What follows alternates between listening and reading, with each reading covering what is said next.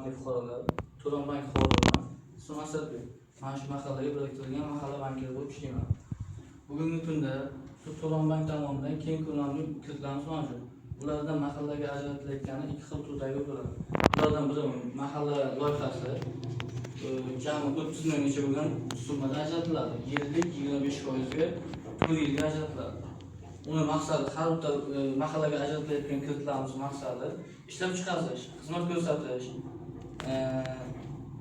ko'rsatishlarga kiradi. Bu novvoyxona, kontor xizmatlari, keyin tikuvchilik, shu ishlab chiqarishlarga esa endi korxona nomida ishlab chiqarish o'zlari tushunasizlar.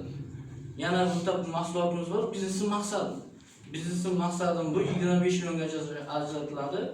U summasi 25 milliongacha ajratiladi. 25 milliongacha bizga ta'minot sifatida sug'urta yokida 3-shaxs kafilligi olinadi. Bu keyin yana keng ko'lamli muqobil biznes, ya'ni garovli kreditlarimiz ham mavjud. Bu garov evaziga olinadi bu noturar joy yokida avtotransport mashinasi.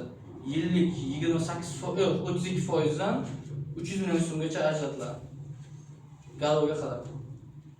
Yana avtokreditlarimiz bor, ipoteka kreditlarimiz bor. Qanaqa savollaringiz bo'lsa berishingiz mumkin.